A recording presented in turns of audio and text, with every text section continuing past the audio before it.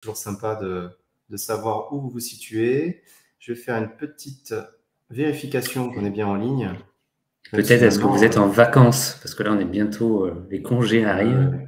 Oui. On s'est dit, tiens, on va peut-être avoir un paquet d'acheteurs aujourd'hui qui commence à ne plus être dispo. Super.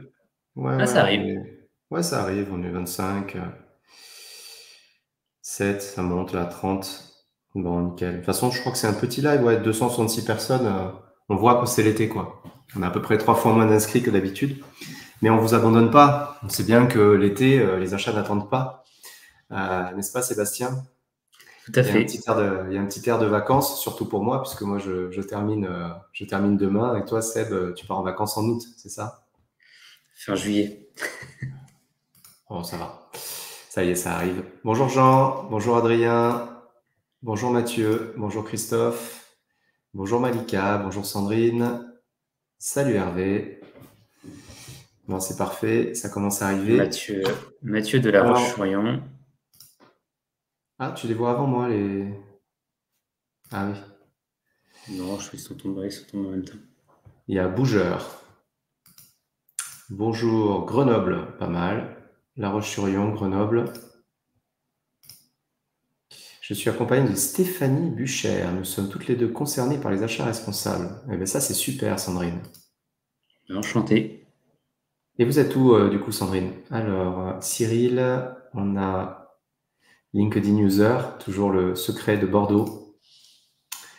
Cécile, bonjour Cécile, responsable RSE et directrice achat. Alors, Sandrine, on a de Lille. Ok, De on connaît Lille. bien Lille. Ouais. C'est qui que j'ai formé à Lille récemment? C'est Cofidis, je crois. Ouais, c'est ça, Cofidis. Ils ont un endroit incroyable. Un campus fabuleux.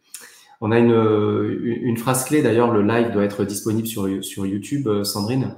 C'est achat fois RSE égale développement durable au carré. Donc vous, directrice achat plus responsable RSE, si vous travaillez ensemble, vous allez pouvoir faire du vrai développement durable, sans revenir sur le sujet de la semaine dernière. Souvent, on mélange RSE et développement durable. Le développement durable intègre la dimension de performance économique. Et comme les achats, c'est 40 à 80% du chiffre d'affaires et de l'impact RSE des boîtes, eh bien, on est en première ligne pour accompagner les organisations vers un modèle plus durable et performant. Je pense que Sandrine est la directrice achat peut-être, ou RSE, et Stéphanie est la directrice achat ou RSE. Par contre, ils sont côte à côte sur ce live, donc ça c'est chouette. C'est top.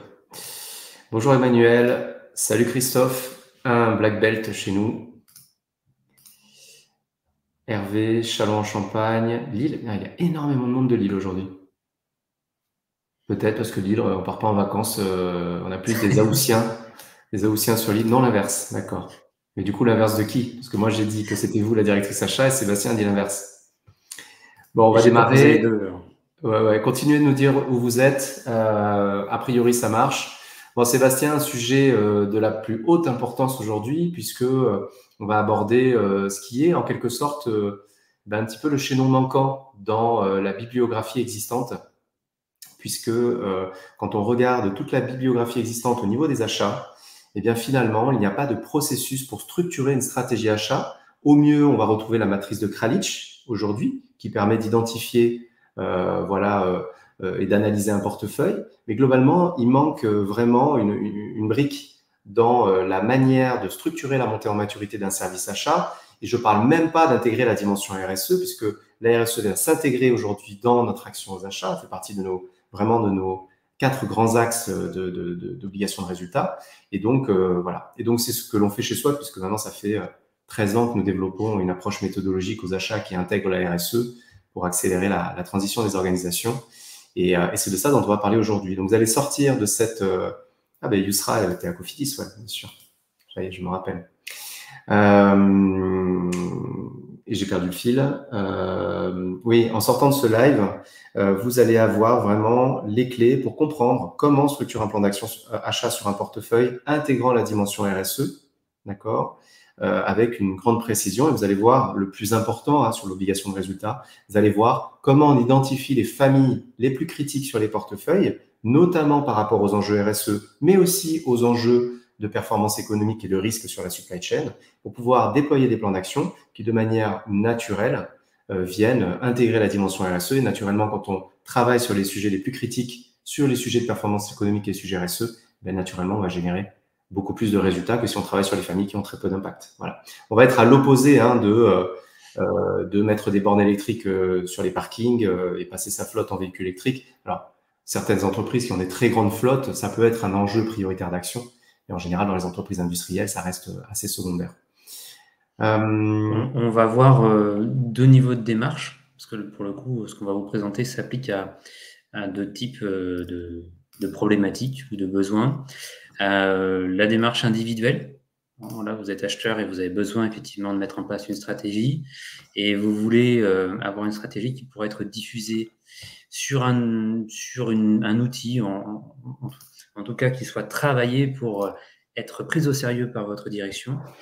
Et l'autre côté, c'est le service achat en tant que tel, qui souhaite monter en maturité et qui souhaite peut-être même faire sa première stratégie dans un besoin de pouvoir fédérer l'ensemble du service achat et derrière d'intégrer différentes parties prenantes à la stratégie qui aurait été définie. Donc globalement, ce qu'on va vous montrer aujourd'hui s'applique vraiment dans ces 2 types de cas, que ce soit individuel, sur une problématique stratégie d'un portefeuille, que ce soit collectif au niveau du service achat. Oui, tout à fait.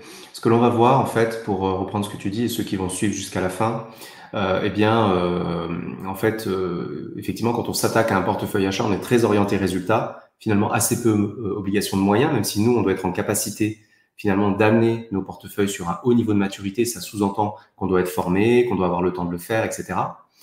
Et par contre, quand on est dans une approche de direction achat, donc vraiment managériale, eh bien, on a en charge toute l'obligation de moyens. C'est nous, en tant que directeur achat ou consultant achat d'ailleurs, qui allons être dans ou direction générale pour information, qui allons être dans la nécessité finalement, dans la mission de devoir identifier les moyens à mettre en place pour permettre la génération de résultats.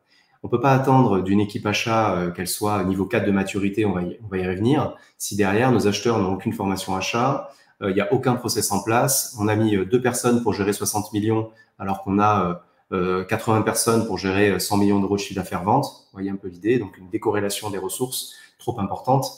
Et c'est tout ça qui est extrêmement important pour pouvoir finalement répondre à notre mission. Alors, on a encore du monde qui arrive. Super, nous sommes en train de créer le service achat. Ben, voilà, tout simplement, Erika. Donc, tu nous diras si ce live commence à te montrer la voie. Je précise que sur le site de SWOT, vous avez un espace ressources avec énormément de ressources gratuites, des modèles de mail, des modèles de fichiers Excel, vous avez des guides, vous avez des livres blancs sur les différentes thématiques. Donc, vous allez pouvoir gagner beaucoup de temps dans la mise en place. Ça remplace pas une formation, évidemment, on reste un organisme de formation, il faut bien que l'entreprise fonctionne, mais sachez que déjà, rien qu'en intégrant la communauté SWOT, vous avez accès à énormément de choses. Donc, profitez-en et on espère que ça vous sera utile. On démarre, Sébastien ? Go. On a 5 clous. Allez, c'est parti. Alors, j'enlève ça. On va vous poser une petite question pour démarrer, parce que vous allez voir, elle n'est pas anodine. C'est bon, on voit bien l'écran. Alors, cette question, c'est qui parmi vous connaît la différence entre politique et stratégie? Donc, dites-nous dans les commentaires. Là, sur les premiers slides, on ne vous donnera pas la réponse, mais commencez à nous dire dans les commentaires ce qui est pour vous la grande différence entre une politique et une stratégie. Parce que tout le monde parle de politique achat responsable. On a mis une politique achat responsable et en fait, on se rend compte que la politique achat responsable, elle s'occupe, voilà, je ne vais pas trop en dire parce que sinon, je vais vous donner la clé, comme je le fais systématiquement. Je suis le roi du spoil. Donc, surtout, vous répondez, quelle est selon vous la différence entre politique et stratégie dans finalement les dispositifs que l'on met en place pour structurer la montée en maturité d'un service. Voilà, vous allez voir, c'est extrêmement important puisque quand on arrive dans une entreprise, parce qu'il faut savoir que Sébastien et moi, on est issus du conseil à la base, on est ancien acheteur en poste, et puis on a monté SWOT en tant que consultant. Au début, on a accompagné une quarantaine, voire une cinquantaine d'entreprises sur du consulting, et maintenant qu'on fait de la formation, nos formations sont pas très éloignées du conseil, parce qu'on est très opérationnel. Et effectivement, c'est quelque chose qu'on a vu quasiment systématiquement et qu'on entend quasiment systématiquement quand on discute avec des directions achats. Je vois que les réponses commence à arriver, notion interne-externe, voilà, on va voir, ça va être très intéressant. Alors, quand on va arriver sur le slide, on va passer en revue toutes vos réponses, surtout tous les participants. Mettez votre vision des choses. Évidemment, ceux qui sont black belt chez nous, c'est un peu facile, donc s'il vous plaît, restez en retrait. Voilà, ou envoyer des pépites, c'est-à-dire des fausses définitions, histoire qu'on vous tape sur les doigts. Mais allez-y, je pense que ça va être très intéressant. Alors, on va se rappeler une phrase extrêmement célèbre, hein, qui est construire une stratégie, c'est établir un plan d'action de moyens accompagné d'un plan d'action de résultats. Sébastien, elle est de qui cette phrase? Je crois que c'est de toi. Ouais, c'est ça. Merci beaucoup. Donc, effectivement, construire une stratégie, c'est établir un plan d'action de moyens accompagné d'un plan d'action de résultats. Aujourd'hui, on aime bien s'envoyer des fleurs chez SWAT entre nous. Moi, de toute façon, si je le fais pas, personne va le faire. Donc, je suis obligé de le faire. Donc, effectivement, aujourd'hui, on a tendance toujours, on parle, oui, obligation de résultats, obligation de moyens, c'est des choses, on en parle beaucoup, mais en fait, c'est très simple comme concept. Aujourd'hui, pour aller générer du résultat, il faut mettre en place des moyens. Et le rôle d'une direction achat, si on prend la hauteur, eh bien, c'est finalement de mettre en place les moyens humains, process, on va y venir, humains, process, connexion au management de la RSE, tous les outils, bref, tout ce qui va permettre à un service, d'accord, d'atteindre ce qu'on appelle l'excellence organisationnelle. Les moyens, c'est l'organisation, l'excellence organisationnelle, pour venir finalement être en capacité de répondre à son obligation de résultat. Et ça passe par un plan d'action de résultat. Alors, c'est applicable évidemment à une direction achat qui met en place une montée en maturité, notamment quand on passe du niveau 3 au niveau 4 de maturité, qu'intègre la dimension technique, RSE, etc. Mais c'est aussi applicable à une personne qui est sur un portefeuille achat et qui va arriver sur un portefeuille. Moi, je voudrais faire de la RSE, je voudrais faire des projets transversaux, faire un boulot super intéressant. Ouais, mais en fait, tu es autodidacte ou pas. D'ailleurs, ça veut rien dire, hein, entre autres, mais tu ne t'es pas formé à comment faire. Tu as été dans une entreprise qui a des niveaux de maturité très bas et en fait, tu ne pourras pas atteindre ces niveaux-là. Donc, pour mettre en cohésion ces objectifs personnels ou les objectifs en tant que direction achat et les rendre réalité, eh bien, il faut se donner les moyens, en fait. Il faut se donner les moyens de réussir. Et donc, en fait, une stratégie s'applique aussi bien sur une entreprise que sur une personne, en fait, au sein d'une entreprise ou même une personne qui est en recherche d'emploi. Effectivement, en se donnant les moyens d'atteindre ses résultats, ses objectifs, et bien, va les atteindre, tout simplement. Voilà. C'est un mécanisme très simple et en même temps, je pense que ça doit parler à pas mal d'entre vous, finalement, souvent assez oublié. Et vous allez voir, qu'en le mettant en forme, eh bien, tout va devenir extrêmement clair. Alors, petit rappel des différents niveaux de maturité aux achats, hein, à l'ère de la RSE.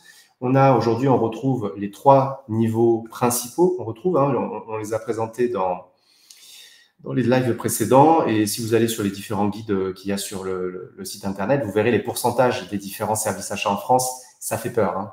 De tête, je crois qu'il y a 81% des services achats en France qui ne dépassent pas le niveau 3 de maturité. Voilà, ça donne un ordre d'idée. Il faut savoir que c'est à partir du niveau 3 de maturité où on commence à intégrer sérieusement, hein, la dimension RSE, la dimension technique qui est génératrice d'à peu près 80% des résultats économiques qu'on peut générer sur des portefeuilles achats. Donc là, il y a un vrai sujet aujourd'hui de développer la montée en maturité de la fonction achat pour qu'elle puisse s'aligner sur les nouveaux enjeux des organisations et notamment la dimension RSE, puisqu'on sait aujourd'hui, hein, les bilans carbone le démontrent, etc., qu'en fait, les achats sont au cœur des enjeux de responsabilité sociétale des entreprises. Donc voilà. Donc, ce qu'on va comprendre en fait ici, c'est que un directeur achat, un responsable achat, un manager achat, un consultant, un acheteur, en fait, il va arriver dans une entreprise et puis il va essayer d'identifier le niveau de maturité de celle-ci. Alors, ceux qui souhaitent le faire, vous avez le guide pyramide de maturité qui est accessible en ligne, c'est gratuit, vous avez un questionnaire, ça prend, alors plus c'est long, plus vous êtes haut en général en maturité, plus c'est court, moins c'est bon signe, mais vous allez pouvoir savoir à peu près votre niveau de maturité actuel. Le rôle d'un directeur achat, par exemple, ça va être d'identifier le niveau de maturité achat de l'organisation dans laquelle il va. Et son but va être d'entrer dans une démarche d'amélioration continue pour faire progresser la maturité du service jusqu'à ce qu'on soit dans ce qu'on appelle du management du développement durable, c'est-à-dire agir sur la triple performance économique, baisse des coûts, développement des marges, hausse de la valeur ajoutée, innovation, tout ce qu'on peut apporter aux achats, mais également la performance sociale et environnementale. On va venir amener des réductions mesurables, notamment des impacts environnementaux, qui est un vrai sujet, très lié aux achats, mais également travailler sur tout le contexte social et sociétal autour des différentes familles d'achats et des marchés fournisseurs sur lesquels elle agit.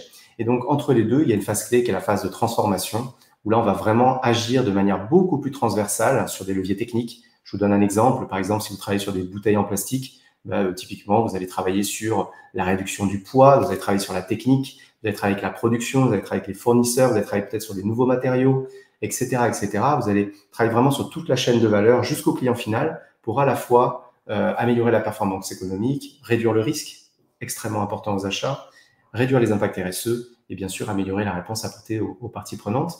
Et il y a un sujet de fond qu'on retrouve aujourd'hui dans toutes les entreprises, c'est les difficultés à manager la data, tout le data management financier et aussi extra-financier qui va rentrer en ligne de compte. Et ce dont on se rend compte aujourd'hui, c'est que finalement, il y a deux choses pour venir monter en maturité. On y revient, vous allez voir qu'on revient très très vite dans la stratégie, structurer l'obligation de moyens et structurer l'obligation de résultats. Pour monter en maturité, je vais devoir former mes équipes, recruter au niveau des enjeux, structurer les process, structurer le data management, identifier les outils dont j'ai besoin, connecter ma démarche au management de la RSE, etc., etc. Et de l'autre côté, structurer la stratégie, structurer les projets qui sont derrière, etc., etc. Ouais, tout à fait. Je pense qu'il est temps. Non, on va attendre encore un petit peu avant de regarder vos réponses. On en a beaucoup, on en a pas mal. Ah oui, on en a pas mal du tout. Ouais. Ok. On va les passer en revue juste après. Donc tout ça aujourd'hui nous amène à un élément fondamental, c'est l'obligation de résultat. C'est-à-dire qu'en fait les moyens, finalement, la finalité, ça rentrera pas dans l'histoire les moyens qu'on met en place. Seuls les résultats restent. C'est-à-dire qu'aujourd'hui un service achat qui met en place énormément de moyens, ça va de structurer des process, former ses équipes, structurer un super staff, etc.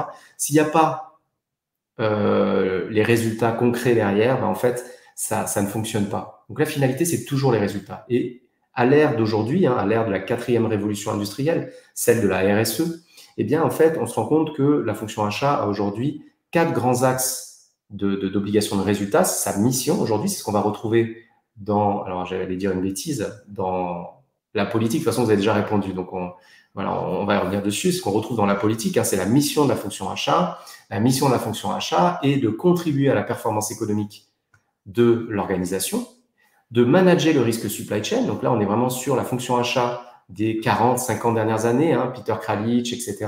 On est vraiment sur une fonction achat années 80, troisième révolution industrielle. Et là, on va arriver aujourd'hui avec une dimension, la fonction achat doit améliorer les impacts RSE de manière mesurable et améliorer la réponse apportée aux parties prenantes. Il n'y a rien de pire qu'une fonction achat, typiquement, qui va essayer de réduire les coûts, et qui va plus du tout être en phase avec les attentes des parties prenantes internes, production, logistique, etc., mais aussi et surtout partie prenante externe, le client.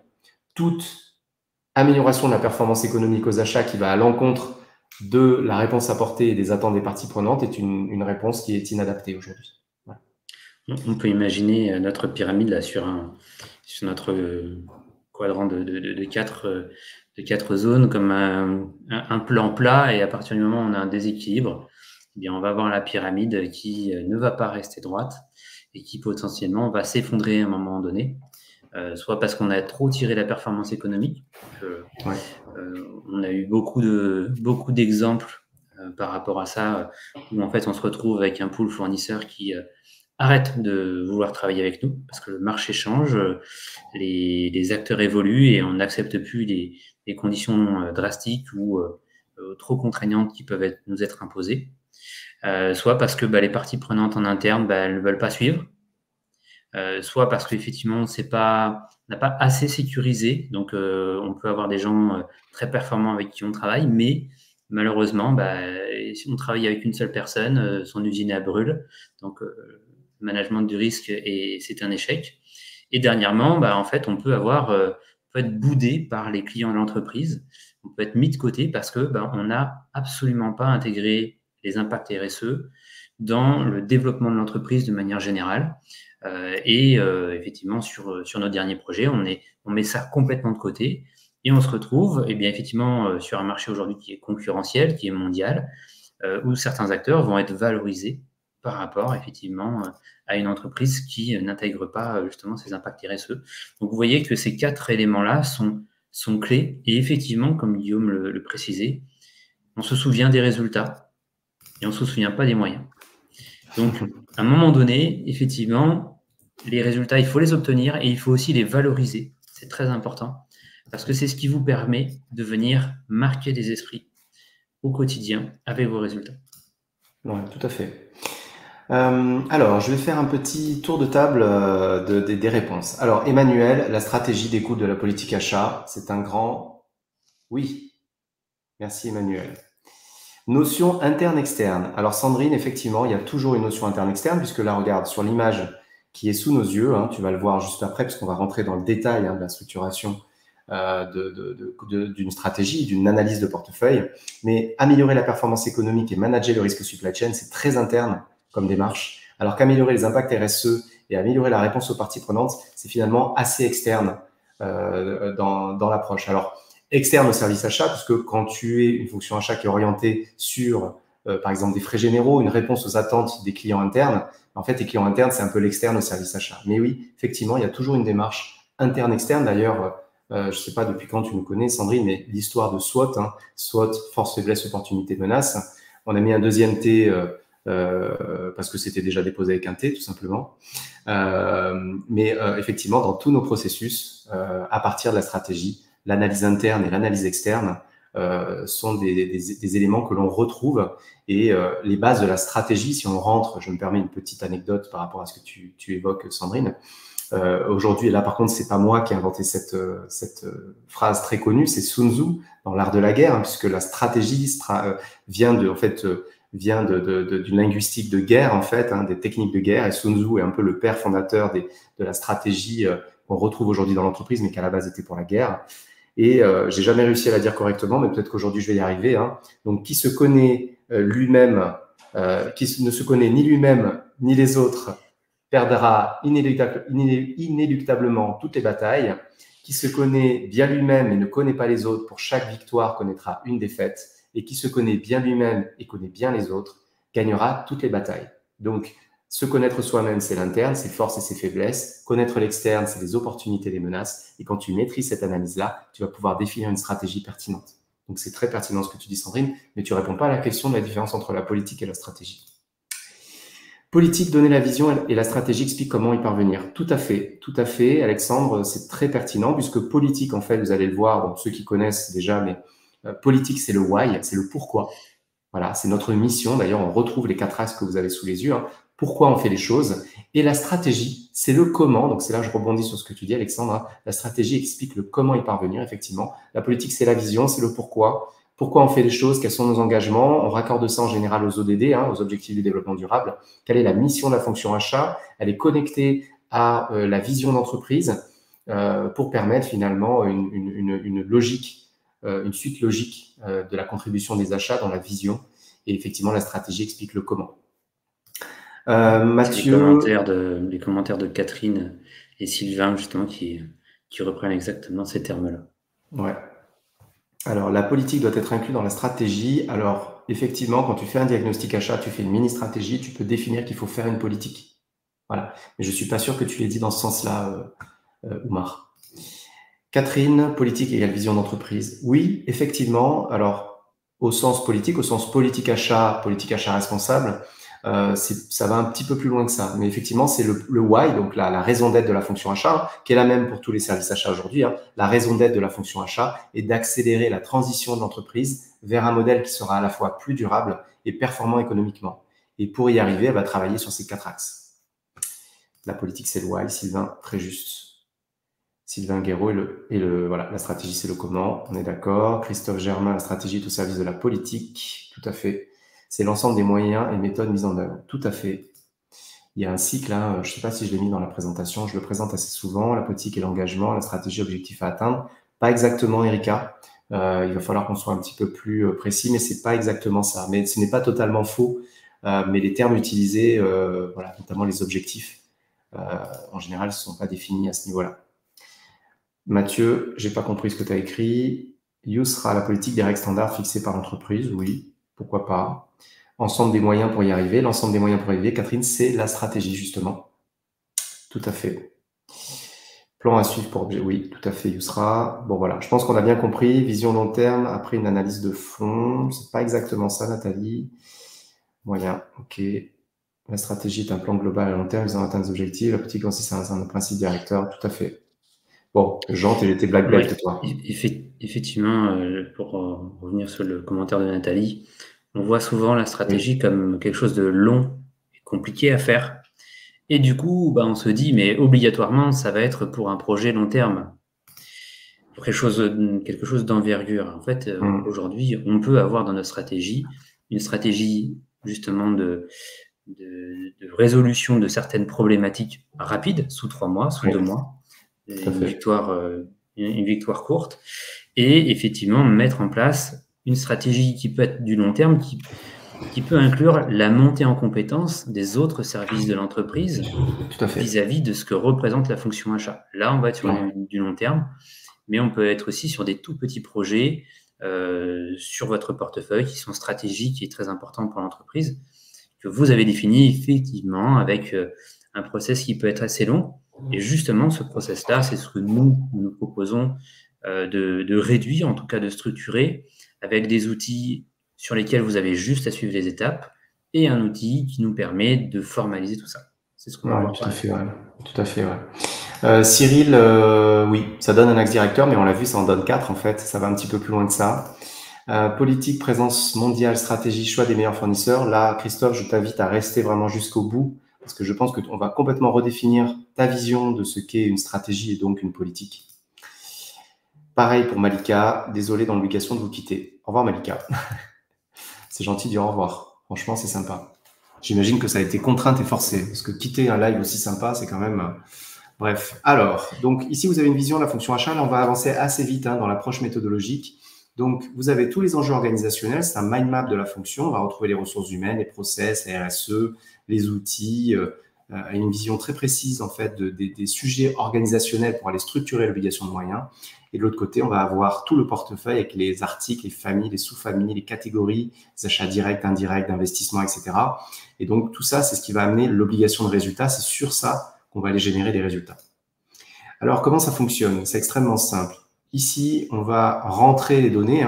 Donc, en amont, on va définir la politique, la mission de la fonction, etc. On va rentrer toutes les données dans le processus du cube stratégique. On va retrouver les données internes et les données externes, effectivement. Et d'un côté, le cube stratégique, qui est en 6 étapes, va nous permettre de structurer et d'identifier les projets organisationnels à mener pour aller construire l'obligation de moyens. Ça va nous permettre d'identifier le manque de ressources, le manque de compétences, l'absence de process ou les process à mener, toute la partie data management qui est en général le gros pavé sur l'organisationnel, les outils dont on a besoin, les solutions de management RSE, ça dépend du niveau de maturité RSE de l'organisation. On va pouvoir vraiment accompagner un service RSE s'il est existant ou construire un service RSE s'il ne l'est pas en connectant la démarche aux différents éléments RSE, puisqu'en fait c'est un sujet d'obligation de moyens, toute la dimension RSE avec des indicateurs pour obtenir une note EcoVadis ou tel label. Finalement, on structure l'obligation de moyens. Aujourd'hui, toutes les solutions de management RSE, alors dites-moi si je dis une bêtise parce que ça va assez vite. Aujourd'hui, on est très orienté obligation de moyens. Avez-vous formé vos équipes aux achats responsables? Avez-vous structuré une politique? Avez-vous mis en place des critères de RSE? En fait, c'est que l'obligation de moyens. Et par contre, la deuxième partie du cube stratégique et qui est de loin la plus intéressante et celle qui, je pense, va le plus vous intéresser, eh bien, en fait, vous allez structurer un plan d'action sur vos familles d'achat. Vous allez structurer un plan d'action sur le lobe de droite et structurer un plan d'action sur le lobe de gauche. À quoi ressemble un plan d'action stratégique? C'est assez simple. À l'issue du cube stratégique, vous allez avoir des projets qui vont être attribués à des membres de votre équipe. Par exemple, le premier projet pourrait être de former les équipes, le deuxième de recruter 3 personnes. Alors, il vaut mieux former les équipes avant de les recruter, mais bon, bref, passons. Structurer les process, tout simplement achat intégrant la dimension RSE ou structurer la politique. C'est là où je rejoins le fait que la politique peut être intégrée à la stratégie si elle n'existait pas avant. Et là, on pourrait être, par exemple, sur la structuration du data management pour faire en sorte qu'on ait dans le RP une couverture des approvisionnements qui permet, quand on fait une extraction des données, d'avoir des données justes pour pouvoir faire des tableaux de bord. On va voir que c'est un élément extrêmement important. Et donc, toutes ces actions-là vont venir petit à petit structurer l'excellence organisationnelle et contribuer à structurer l'obligation de moyens pour monter en maturité. Et de l'autre côté, on va être sur l'obligation de résultat. Donc, typiquement, le V1 projet 1 pourrait être un projet sur, par exemple, la famille transport routier. Le deuxième projet pourrait être un projet sur la famille bouteille en verre. Le troisième pourrait être un projet sur les achats de prestations intellectuelles. Ça dépendra évidemment de l'activité, de la criticité, on va rentrer dedans. Et c'est ça qui va venir générer les résultats, tout simplement. Je pense que tout le monde voit globalement comment ce type de schéma peut s'articuler. Dans une entreprise où on va avoir un service achat composé de 5 à 6 personnes, si vous êtes aujourd'hui seul responsable achat, si vous êtes un consultant, en fait, le schéma qu'on vous a présenté, vous allez pouvoir l'appliquer dans une entreprise avec les parties prenantes. Voilà. Donc, effectivement, vous allez devoir travailler avec des gens qui ne font pas d'achat, qui ne sont pas acheteurs, mais qui vont vraiment vous permettre d'avancer. C'est un petit peu ce qui permet d'aller plus loin. On voit souvent ce blocage-là en entreprise, un responsable d'achat seul. D'ailleurs, on est souvent intervenu dans ce type d'entreprise avec Guillaume, où on avait un responsable achat qui était un peu esselé. Et en fait, c'est bien, il avait une vision de sa stratégie, une vision des projets, mais derrière, le quotidien fait que on n'active pas, on ne met pas en place les projets. Et tout simplement parce qu'on essaie de tout porter sur les épaules. Donc, quand on est consultant, on ne peut pas mener les projets à la place de l'entreprise. Et quand on est individuel, juste responsable achat, on ne peut pas tout mener non plus. Donc là, on va intégrer sur les différentes personnes que l'on a vues de manière fictive, là, le responsable de production, le responsable logistique par rapport au projet transport que Guillaume évoquait. Plus les gens vont être formés, plus les personnes vont être performantes, donc plus on va pouvoir aller chercher des objectifs hauts. Mais dans tous les cas, notre objectif est de mener nos projets dans le cadre de la stratégie qui a été établie. Tout à fait.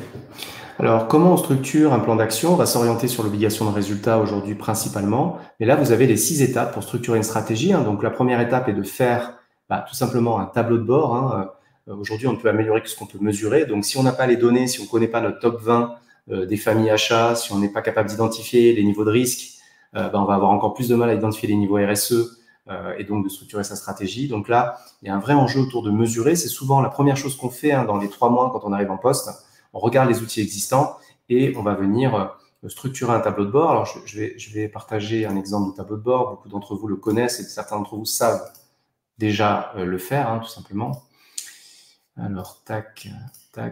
Et ce qui est intéressant aujourd'hui, c'est que dans notre démarche, là, ça ne ressort pas, mais on vient augmenter les données en fait qui sont souvent issues de l'ERP ou directement de nos fournisseurs. On vient les enrichir. Qui nous permettent, c'est ça, qui nous permettent d'établir ce tableau-là. Et dans le cadre justement de projets transversaux, on intègre maintenant, on essaye en tout cas, d'intégrer les différentes parties prenantes, où on essaye par exemple d'identifier Gérard à la maintenance, il a combien de portefeuilles. Combien de portefeuilles représente le projet sur lequel on doit travailler, qui n'est pas sous notre responsabilité, mais on sait que ce projet est important pour la globalité, pour la réussite de notre stratégie. Et en fait, d'ailleurs, ça c'est quelque chose qui est vraiment très intéressant. On arrive vraiment maintenant à venir connecter nos différentes dépenses avec les individus dans l'entreprise, la production, la logistique, la finance, etc., etc. Ouais, c'est un boulot qui est difficile, c'est pas facile. Par contre, le jeu en vaut tellement la chandelle. Enfin, tous ceux qui ont fait ce travail-là aujourd'hui n'imaginent plus pratiquer leur métier autrement que de cette manière-là. C'est aujourd'hui un incontournable pour toute fonction achat, tout directeur achat, tout acheteur qui veut faire son métier à un bon niveau, très clairement, à un niveau suffisant par rapport aux enjeux des achats dans l'entreprise. Prenons un exemple de ce genre d'outil. Donc très simplement, imaginons que j'ai ma direction qui débarque dans mon bureau et qui me dit Guillaume, combien on a acheté de bouteilles carrées en juillet 2020 ou 2018. Je ne sais pas pourquoi il me poserait cette question. Vous savez, les directions, ils ont toujours des sacrées idées. Là, voilà, on est capable tout de suite de dire 819 000 euros dépensés à un prix d'achat. Et combien on les a achetés? À 0,277. OK. Combien exactement en volume? 2 900 000 bouteilles. OK. Et là, le client qui est avec lui, je ne sais pas, ah oui, mais quel est votre impact CO2 sur cette famille-là? En juillet 2018, 733 tonnes de CO2 et avec un impact CO2 unitaire à 0,247. Ah, ok. Et sur l'année, ça représente combien? Là, il vous suffit de décocher le mois et vous avez à l'année, vous avez les volumes qui vont apparaître ici, hein, tout simplement. Vous voyez, hop, là, les chiffres sont passés en annuel avec 22 millions de bouteilles et 5400 tonnes de CO2 en poids, en impact CO2. Et vous avez mené des projets pour réduire ces impacts environnementaux et améliorer la performance économique. En général, ils demandent plutôt les impacts environnementaux. Mais la performance économique les intéresse. Oui. Vous dites oui, tout à fait. On a mené un projet sur cette bouteille-là. Et actuellement, la bouteille, regardez, on voit ici. Donc avant, on était à 0,213 en prix d'achat et 0,249 en impact CO2 unitaire. Et là, on passe en 2021, on est à 0,186 et 0,203 en impact CO2 unitaire. Donc, au travers d'un projet, à l'issue de la stratégie, on a défini un projet, on a mené le projet. C'est un des sujets qu'on va voir à la rentrée, la gestion de projet. Eh bien, tout simplement, on a réduit les impacts sur l'environnement de manière mesurable et on a réduit les coûts. Donc, on a répondu aux axes. Et puis, il faut savoir qu'on a aussi mis en place plusieurs fournisseurs. C'est un vrai projet, c'est un vrai tableau de bord que vous avez sous les yeux. On a également amélioré la gestion du risque en mettant en place plusieurs fournisseurs, des stocks de sécurité, en doublant les outils chez nos fournisseurs principaux en cas d'incendie. Et on a amélioré la réponse apportée aux parties prenantes qui avaient des vraies attentes en termes de RSE, mais également en termes de coûts. On a fait un produit très compétitif sur des produits MDD, marque distributeur, pour des grands acteurs de la grande distribution, en l'occurrence. Donc, vous voyez, ce genre d'outil permet aujourd'hui de... Oui. Sur ce fichier-là, je l'ai vu, on a l'enrichissement des acteurs de l'achat, qui est tout sur la droite, au niveau des segments, tout en haut à droite. Oui, tout à fait. Donc là, par rapport au filtre, il n'y a qu'un acheteur concerné. Et si on enlève les filtres, notamment sur les articles, on peut effectivement cibler un des trois acteurs. On pourrait très bien estimer qu'un seul, le premier est acheteur et les autres sont des acheteurs, on va dire, prescripteurs dans l'entreprise. Et ça nous permet effectivement de pouvoir les inclure dans nos projets plus facilement parce que pour la première fois, ils vont avoir accès, ils vont avoir une conscience du volume de leur portefeuille. Et ça, c'est clé. Et aujourd'hui, ce qu'on vous présente, c'est vraiment un modèle que l'on vous apprend à réaliser. Et aujourd'hui, de plus en plus, dans le cadre de formation intra-entreprise. Donc là, on va intervenir en deux étapes. Une première étape, Guillaume, qui va effectivement former l'ensemble et fédérer les équipes autour de l'ensemble de notre solution qui s'appelle Impact 3, la méthode Impact 3. Et derrière, moi, je vais intervenir en deuxième pour justement vous aider à apprendre à faire ce type d'outil-là qui a l'avantage d'être très flexible et d'être facile à mettre en œuvre en entreprise sans coût parce que, effectivement, là, vous avez compris, on est sur un fichier Excel. Il y a des bonnes pratiques à utiliser, il y a des astuces à connaître pour pouvoir effectivement utiliser ce fichier sur le long terme dans l'entreprise. C'est ça. Donc, vous pouvez faire sans, d'accord? Vous pouvez tout à fait analyser vos portefeuilles sans avoir fait ce travail-là. Il faut savoir qu'à terme, c'est quelque chose qui, dans la structuration de l'obligation de moyens, va largement vous pénaliser dans votre capacité à mesurer les gains, à mesurer les résultats, tout simplement.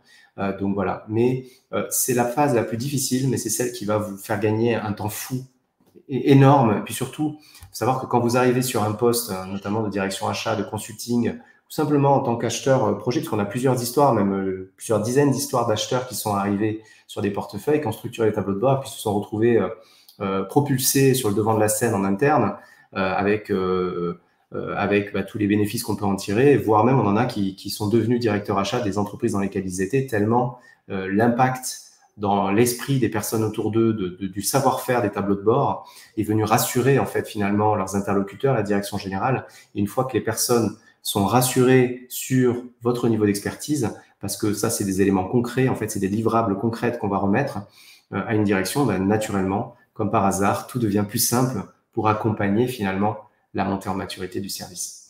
Il y a un niveau de prise de recul qui est complètement différent. On se concentre sur notre petit projet, on a même du mal à donner des chiffres. Alors, en fait, il y a un peu une certaine tranche d'acheteurs qui a des problèmes avec les chiffres. Alors, c'est dommage que les achats, c'est quand même des chiffres. Et on l'a vu, on a eu l'expérience notamment sur l'ensemble des étudiants qu'on a pu accompagner à l'Université de Toulouse pendant 3 ans. On a eu une différence phénoménale dans les mémoires et effectivement dans les notes, tout simplement parce qu'on avait des étudiants qui étaient en capacité de faire une prise de recul chiffrée dès le départ de leur stratégie et de leur projet et de faire le bilan à la fin. Derrière, évidemment, c'est fédérateur. on comprend où on va, on sait que l'on ne met pas de moyens n'importe comment. Et aujourd'hui, quand on est acheteur et qu'on est en capacité de communiquer avec les parties prenantes et la direction sur des bases chiffrées sur lesquelles on a eu le temps de prendre du recul, et bien en fait, ça fait toute la différence. Ouais, tout à fait. Alors, les étapes pour suivre, donc étape 2, on fait une analyse interne, étape 3, une analyse externe. On ne va pas rentrer dans le détail, vous allez voir tout de suite parce qu'on va rentrer un peu dans le détail après. Une analyse stratégique avec la dimension de analyse de portefeuille et la dimension des projets organisationnels. On structure le plan d'action et ensuite on valide le plan d'action et on le déploie. Voilà comment on structure une stratégie. Alors, première étape, évidemment, le tableau de bord, on l'a vu. Là, on va rentrer maintenant dans comment on analyse un portefeuille. Dans les grandes lignes, vous avez toujours les 4 axes de la mission de la fonction achat.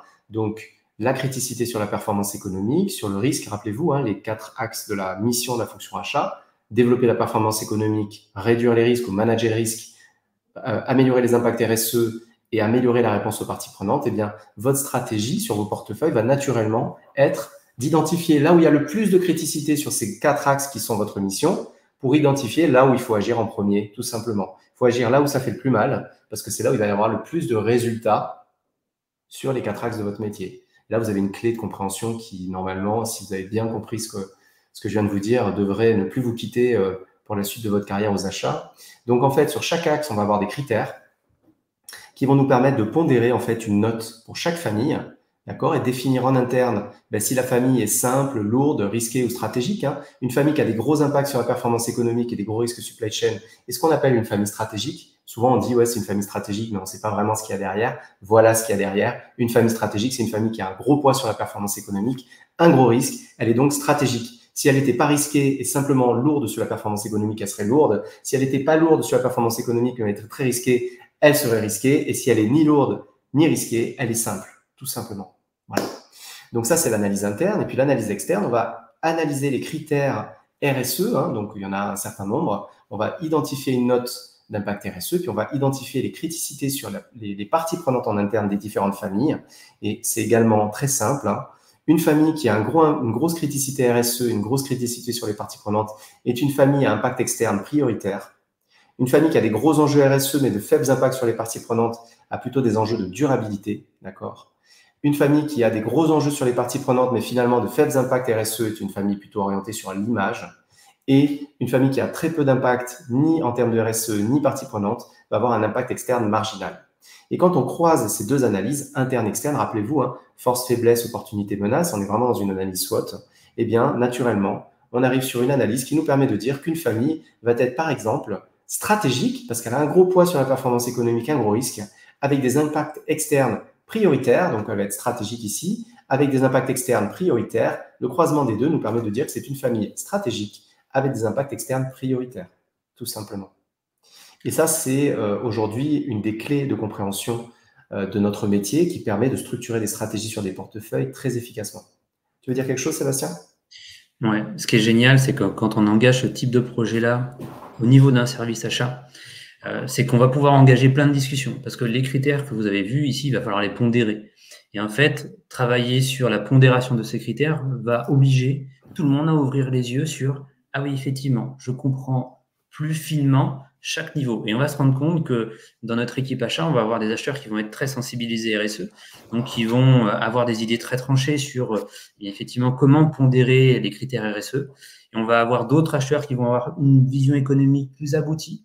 Et en fait, à un moment donné, une émulsion et une vision commune va se construire autour de ce projet, effectivement, de définition d'une pondération sur chacun des critères de nos familles achats. Et en fait, c'est cette émulsion qui va amener une vision beaucoup plus claire, une bien meilleure compréhension du fonctionnement et effectivement de pourquoi on va mener tel ou tel projet. Ça, c'est quelque chose qui est très intéressant. Au-delà d'avoir quelque chose qui est pertinent et qui vous permet de montrer le niveau de professionnalisme atteint au sein de votre service achat, eh bien effectivement, vous créez un socle très important pour pouvoir avoir le soutien de l'ensemble des équipes. Et on le sait, pour toute personne qui a fait du recrutement, faire adhérer les salariés, faire adhérer les équipes aux différents projets et avoir une vision commune et comprise Et si en plus de ça, on peut ne pas se planter et aller dans la bonne direction dès le début, ça c'est absolument génial. Ouais. Pour ceux qui souhaitent recevoir la présentation, envoyez un email à hello@saut.fr. Je vous enverrai la présentation après ce live. Effectivement, ce sont des outils qui nous permettent de vraiment amener une approche méthodologique. Imaginez tableau de bord, matrice stratégique, plan d'action. Vous arrivez avec une stratégie qui est juste parfaite. Et en fait, derrière, ce qui se passe, c'est que les gens adhèrent. Et donc, votre travail est beaucoup plus facile que quand vous arrivez en guidonnant. Je mélange politique et stratégie, j'analyse mes portefeuilles, je fais une matrice de risque, je fais une matrice de machin. Enfin, alors que là, c'est paf, paf, paf, c'est hyper simple, c'est hyper rapide, c'est très efficace. Et donc, quand vous faites votre analyse sur vos différentes familles de portefeuille, vous allez avoir finalement apparaître les différentes familles sur votre portefeuille et naturellement voir celles qui ont les plus gros enjeux. Il y a 4 grandes typologies achats aujourd'hui. Vous retrouvez derrière la matrice à 16 cases avec les 4 grandes typologies. Celles qui ont des gros impacts internes et externes, des gros impacts sur les 4 axes du métier. Je les répète, performance économique, risque, RSE, partie prenante. On va être sur des familles de type management de la triple performance avec des gros impacts potentiels sur le développement durable de l'entreprise. C'est là où est le cœur du réacteur sur lequel il faut agir, là où il y a la grosse criticité, là où vous allez pouvoir générer des gros résultats. On va avoir les typologies management de la RSE. Donc là, on va pouvoir réduire les impacts RSE, mais comme il y a de faibles impacts internes, finalement, on ne va pas générer beaucoup de résultats sur la performance économique. Et en général, il faut savoir que quand il y a de faibles impacts sur la performance économique, même si individuellement, on peut avoir des gros impacts RSE, on va avoir du mal à générer de gros tonnes de CO2 économisées par exemple par an, puisque les impacts sont relativement réduits. Mais l'enjeu est d'aller travailler sur la dimension RSE. On va avoir les typologies management de la supply chain qui ont finalement d'assez faibles impacts en interne et en externe. Et puis, on va avoir la typologie performance économique, où là, on va avoir plutôt des familles où on va aller chercher à optimiser la criticité sur la performance économique et le risque, puisque finalement, les impacts RSE sont relativement faibles. On parlera plus en détail de la gestion de projet qu'il y a derrière, évidemment. On ne va pas chercher à travailler à fond sur la performance économique si on est sur une typologie management de la RSE. On va beaucoup plus travailler sur la compliance, sur la réduction des impacts, etc., parce qu'il y a de très faibles enjeux internes. Donc, c'est très intéressant aussi d'adapter les ressources à mettre en place. C'est le même process, mais on va mettre moins de ressources, moins de temps sur un projet en fonction aussi de sa criticité. Donc, naturellement, quand vous avez formalisé votre matrice, vous n'avez plus qu'à déployer votre plan d'action sur les différentes familles, de les attribuer aux différents référents. Ça vous donne un plan d'action, vous allez lancer, et vous arrivez là, vous avez l'entonnoir de gestion de projet qui est le sujet, je pense, du prochain live ou de celui d'après. Donc, je vous invite à vous y inscrire si vous souhaitez en savoir un peu plus là-dessus. Et donc, naturellement, on va lancer les projets et aller générer des résultats sur le portefeuille. Voilà à quoi ressemble un vrai plan d'action.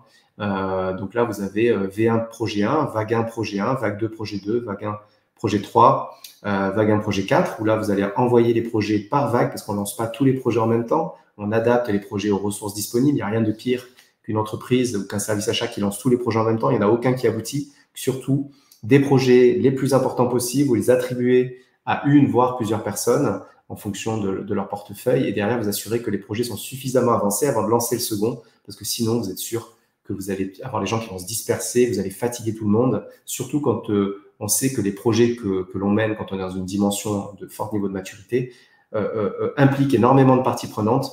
Donc, il vaut mieux avoir peu de projets très impactants que plein de petits projets qui n'aboutissent pas. Ça, c'est vraiment un conseil que je vous donne. Et naturellement, on va aller générer des résultats. Donc, chaque projet va venir contribuer à l'amélioration de la performance économique, à la réduction du risque supply chain, à l'amélioration des impacts RSE et à la réponse aux parties prenantes. Et rappelez-vous, c'est comme ça qu'on va répondre à la mission du service achat et qu'on va répondre à la politique, finalement, qui a été établie, la mission, le pourquoi de la fonction achat. Projet après projet, vous allez générer des résultats, gains financiers, impact CO2. On vous a mis quelques exemples ici de projets sur les transporteurs où on voit en fait avant projet, après projet, la génération de résultats. Ça va venir en fait contribuer à la réponse à la politique achat de l'entreprise, à sa mission. Et donc la boucle est bouclée, politique, stratégie, projet. Les projets viennent répondre à la politique et on rentre dans une démarche d'amélioration continue tout simplement. C'est comme ça que ça fonctionne. Avant de terminer, Sébastien, je peux peut-être partager l'outil qu'on donne à la disposition des acheteurs qui sont dans nos formations. Donc là, on va vous donner ce qu'ils demandent, la présentation PowerPoint. Vous allez pouvoir faire vos stratégies en réutilisant cette matrice. Il suffit juste de nommer évidemment la source qui est méthode Impact 3 de SWOT. Et sinon, il faut savoir qu'aujourd'hui, on a un logiciel qui vous permet de créer vos familles ici, et vous allez pouvoir faire l'analyse qu'on vous a montré avec les différents critères de manière extrêmement simple, puisque pour chaque famille, vous voyez ici, vous rentrez les critères de notation, ça vous donne des notes par famille d'achat. Donc là, on a la performance économique, on a le risque pour l'activité, d'accord? Ça vous donne une note de synthèse interne. Rappelez-vous, la matrice interne, ça vous permet de formaliser la matrice interne. Vous allez avoir ici des notes externes, donc la notation des impacts RSE. Voilà. On retrouve tous les critères. Tous les critères dont on vous a parlé tout à l'heure, on vous les évalue en fait au travers d'un outil SaaS que l'on a développé et qui va s'améliorer au fil de l'eau. Aujourd'hui, vous l'avez bien compris, quand on fait une formation en intra-entreprise avec tout un service achat, bien là, en fait, on a des discussions endiablées. Et ce qui est génial, c'est que tout ça est formalisé sur cet outil-là, sur lequel on laisse un accès à nos clients. Et vous avez compris que, encore une fois, c'est quelque chose qui fonctionne bien, qui est très solide et qui vous permet d'avoir le résultat que vous avez vu formalisé joliment graphiquement, et qui vous permet de l'avoir et de l'extraire sur notre outil. C'est ça. Et donc, faites votre analyse externe et naturellement, vous arrivez à votre matrice stratégique qui vous permet, en fait, ici, de vous retrouver la matrice à 16 cases avec les 4 grandes typologies d'achat ici. Et donc, vous voyez apparaître vos familles, vous cliquez dessus et vous avez vraiment le détail de cette famille, ce qui vous permet d'arriver avec une approche pour la structuration de votre stratégie qui est juste implacable. Alors évidemment, les consultants, ça c'est formidable. Les directeurs achats, c'est formidable aussi. Les acheteurs, c'est aussi génial. Finalement, c'est vraiment un outil.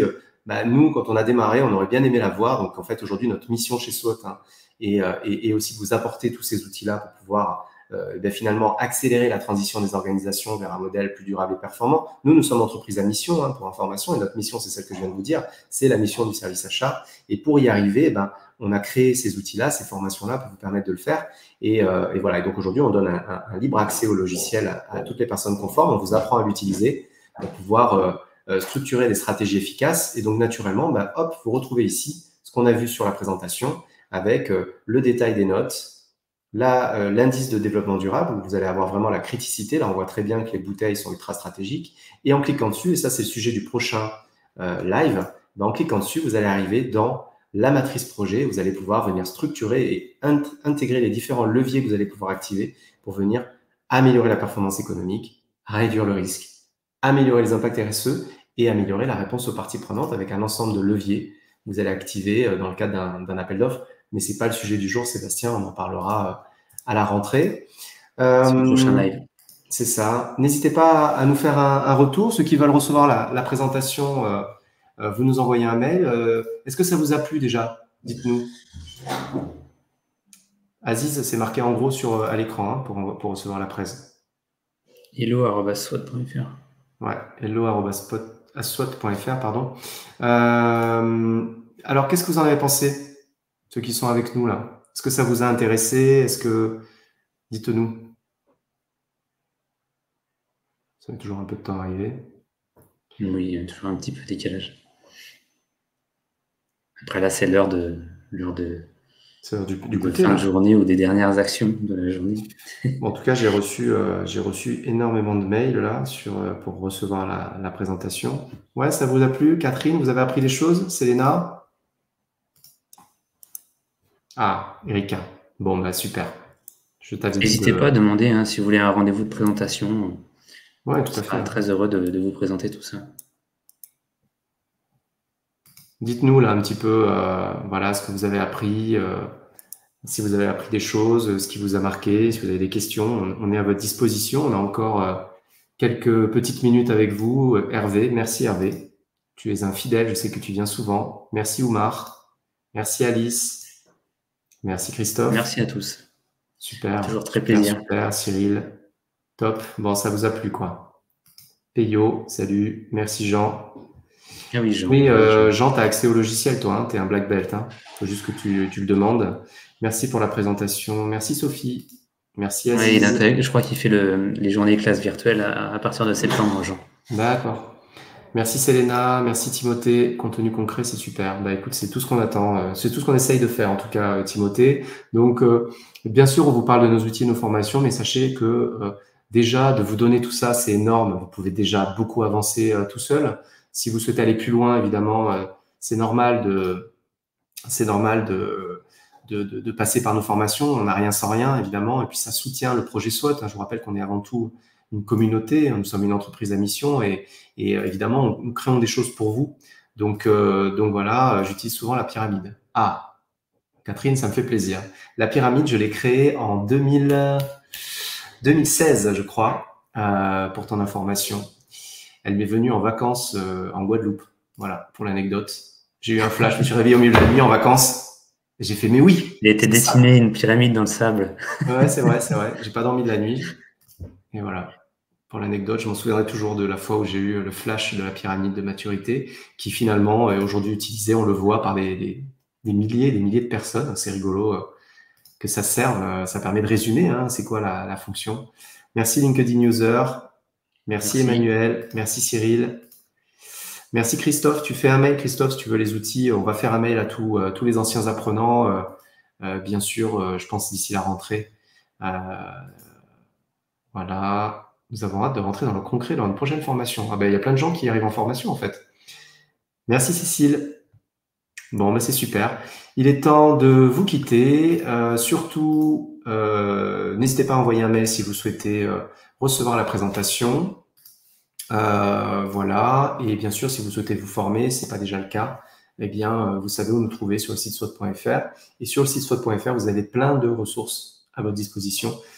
Énormément de ressources, peut-être trop, Sébastien, je sais pas. Mais en tout cas, il doit y avoir 30 contenus à votre disposition. Donc, n'hésitez pas, lisez-les parce que, bon, vous allez gagner du temps, vous allez gagner en expertise et vous allez voir, vous allez être mieux dans votre poste parce que derrière, il y a une notion d'équilibre professionnel durable à trouver qui est extrêmement importante.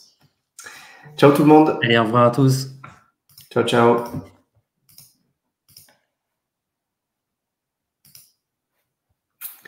Allez, je coupe.